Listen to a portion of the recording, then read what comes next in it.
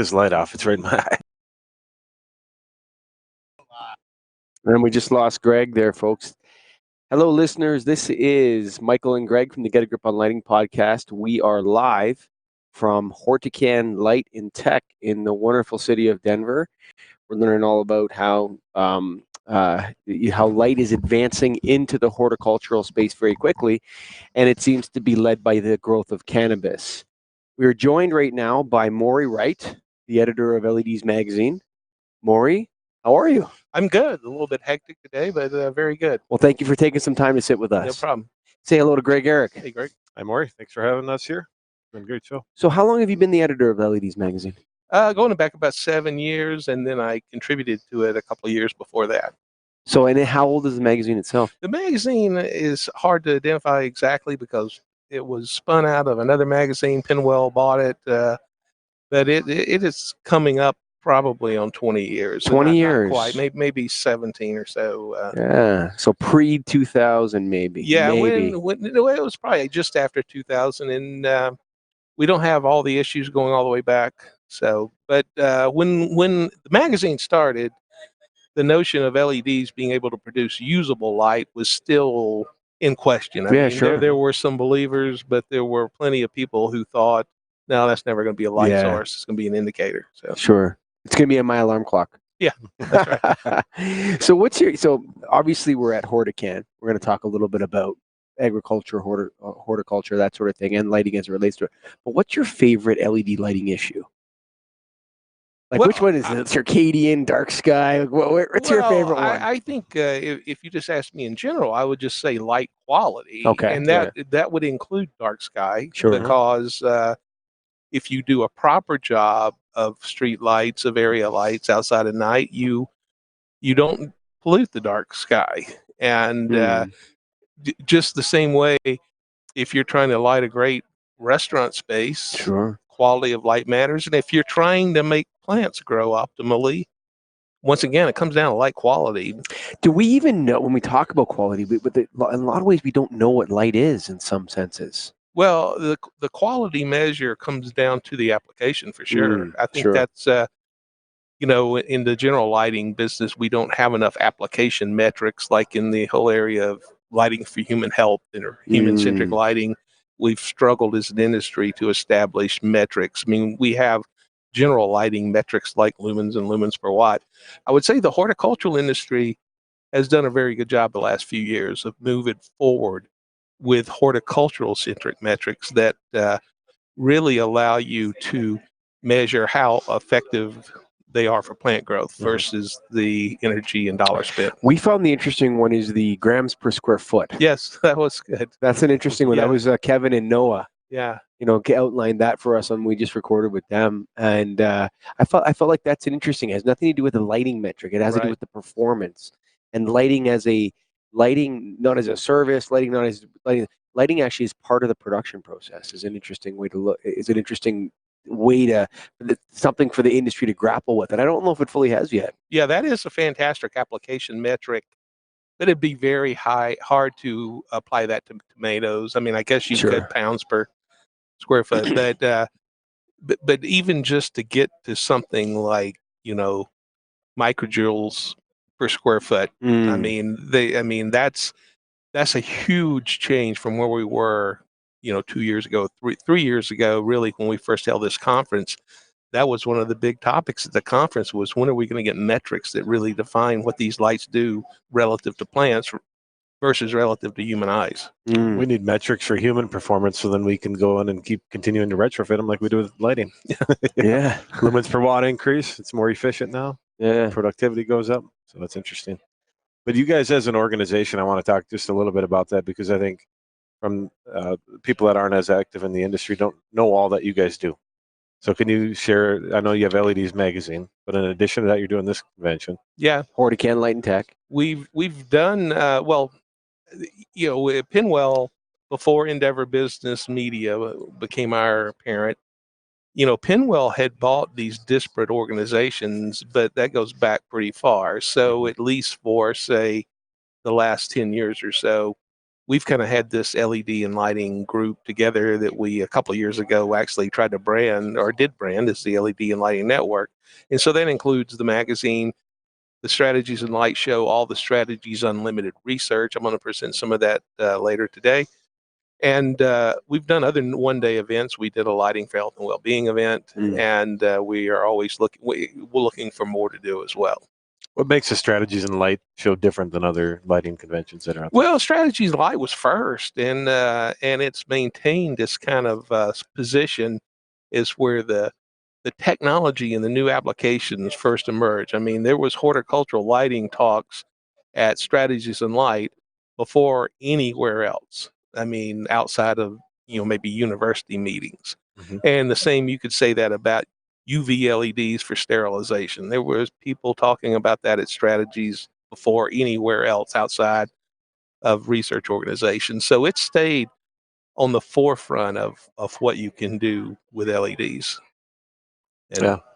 No, so it's is it an interactive type of convention then where you have training sessions? And we have workshops. We have a day of workshops. We have the same day of the workshops, we have an investor forum where we've been matchmakers for some very big deals over the years. I mean, people would never say that, but they got together at our investor forum. And then, it's a service to the industry. Yeah, and we believe that that's part of our charter is to help push the industry forward. But we have 2 full days of conference at Strategies. We have our Sapphire Awards, and so there are a lot of chances to interact. There's a lot of educational opportunity. What are the Sapphire Awards? We created the Sapphire Awards. This will be the 6th year to recognize innovation and to recognize an illuminator of the engineer that really went kind of over and above. So you're going to give it to Scott Wachter at Get a Grip Studios. He's an audio video engineer. There are a lot of awards programs in the lighting industry. Sure, yeah. There's lots. Yeah. I think what differentiated ours early on was the fact that we covered both the enabling technologies and really the deep technical stuff, and we covered some lighting stuff. So, and we've covered the applications. I mean, we've had a horticultural category, we've had a lighting for health category. So, probably a little bit different approach to our categories than anybody else. You guys have any plans for additional conventions as you go? Well, we are always looking. I mean, it's just like anything else. It's return on investment. Yeah. What we can. I mean, there are a lot of other ideas for one-day immersive conferences because that's what this really is. Is that people come in for one day and they really get a lot. Yeah. And so there are a number of other technology areas that might be ripe for that. But the question is, can we make it pay off from an investment perspective? Yep. Putting on these events is a lot of work too. It is, and it's fun. Sure. But it is work, and it's none of our day jobs. I mean, if you look anywhere on the Endeavor team to do this, not one person is this one of their primary responsibilities. So it doesn't say event management and planner, Maury Wright. No, it's his editor, right? Yeah. So, tell me a little bit about how you became into lighting, like started writing articles. What's your history? Yeah, my history is the broad electronics industry. I mean, I ran a magazine that was. So you've been in journalism your whole life? Well, I was an engineer. I actually did a lot of engineering design work on early microprocessors, microcomputers, and so. Where was that? That was I actually worked in aerospace at General Dynamics. I worked for a small company that made computerized optometry instruments, and then I actually only ended up writing because I wanted to write an article about something we had worked on, and all of a sudden this electronics industry magazine said, "Well, you ever considered doing this for a living?" And kind of an unplanned moment. Isn't that how it goes? Eh? Yeah. So it's fun. I mean, it's like, I feel like I've had a kind of a front row seat to the electronics industry, and now the lighting industry. Maybe almost an unfair opportunity to have that front row seat. Yeah, sure. I bet you seem very grateful for the chance too. Yeah, actually, yeah, absolutely. So it's interesting, like being a journalist or doing a podcast like what Greg and I have done. It's actually like it really humbles you to meet so many and talk to so many great people right? So you're in the same kind of position. You're organizing these conferences, you're meeting the people, you're writing about it. Where are we going with this warranty issue in LEDs? The 10-year warranty, the 5-year warranty? Well, I mean, that question has been out there. I mean, it must have been 5 or 6 years ago when Cree first said a 10-year warranty. It's not a new thing. Have you written much about it? We wrote a lot about it 5 or 6 years ago, actually. Yeah. You know, less so lately because the testing standards have gotten better. I'm more concerned about the people who talk about, 150,000 hour lifetime or 200,000 hour lifetime, because yes, an LED component can last that long, but no, a solid state lighting system can't last that long, at least not when it's producing, consistent lumen output, consistent chromaticity. It just will not happen. So I'm fine with 5 years or even maybe 10 years, depending on the application scenario. But I'm more worried about people projecting out 150,000 hours and 200,000 hours and suggesting that things are going to be uniform in color and output for that long. I like your recent article here. The SSL industry seems afraid of its own shadow. Yeah, tell us about that. Well, it just seems to me that while a lot of the there've been a lot of retrofits, obviously, or what some people call LEDification. There's been a lot of that transition to more energy efficient lighting. But there's a lot left to do. I mean, at best, we're like 30% through that process in the U.S. And already we're seeing people go back and retrofit a lot of stuff a second time. So yeah, for sure. It's not like we're at a point that because we have these 10-year warranted fixtures that people are going to quit buying lighting products. We do have a little bit of a fundamental problem in that, there's been this overcapacity and price erosion, and that's hard to deal with. And we have it doesn't seem to be changing anytime soon. Yeah, that's right. We have a great column from the president of a very large LED company coming in our next issue, and about that. But I hope we get to the point, like once we've gotten the ability to convert everything, let's make sure we're doing it at the best possible quality. And if we do it at the best possible quality, it will not be with bargain basement LEDs. Right. So that's for sure. That's what we need to figure out, is how we get to that point. I see, for me, I think there's, you watch like Light Fair 2017 or 16, big party. You know what I'm saying? These conferences, strategies in light, they're like parties at one point when they get something in their, like a bee in their bonnet, like IoT. Yeah. Everybody starts the big party, and then nobody sells much, and then there's a bit of a hangover. I think we're in a bit of an IoT hangover right now, Greg, for LEDs. Yeah. Do you think the horticultural space? You saw some of those metrics that Dr. Matson put up there for LED adoption.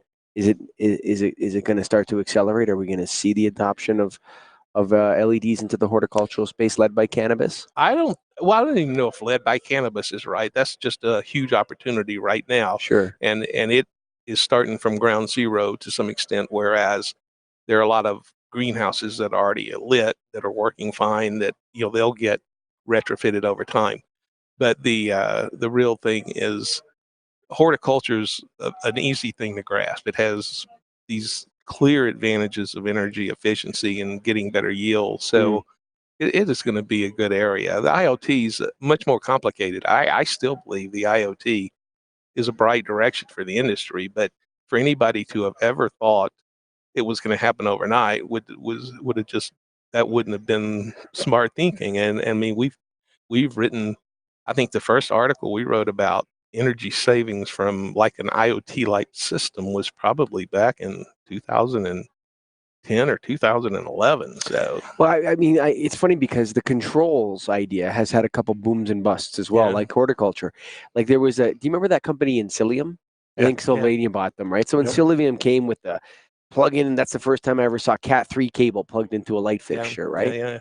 And then, that kind of went, and then boom, crashed. And then there was a couple years ago, and now it seems like, everything's going to be Bluetooth mesh. I still don't see the business case really that strong from the IoT. Well, I got to get back to the conference in a Yeah, second, sure. but we're all over the place. there are some compelling business cases out there, Is and there? Yeah. it's gonna, but we've had a problem with fractured technology. I mean, we got a dozen wireless networks and a few wired network options, and we got all these different protocols, and it took the IT industry a long time before everybody could plug into Ethernet and use Sure. it. So yeah, it's true. So when we're looking at the horticultural space, what I see missing is, and I think it's being addressed by the by academia now, is like the combination of skills required to change lighting in a horticulture, like to go from an existing system to a new system. That takes HVAC. It takes moisture in the air. I don't know what that would be called. It takes light. There's a couple different areas. Are we starting to see the emergence of those types of companies? I think that can do that. That can go to a cannabis grower and say, "This is the solution, including all these things." Yeah, I think that's happening. Is it happening now? Yeah. So we'd like to see more of those at HortiCann next year. So, get them out. Go. Yeah. Hopefully they listen to this and come in. What's the website where they would go ahead? Yeah. I really do have to go. I'm sort of introducing a speaker. Sure. But, all right.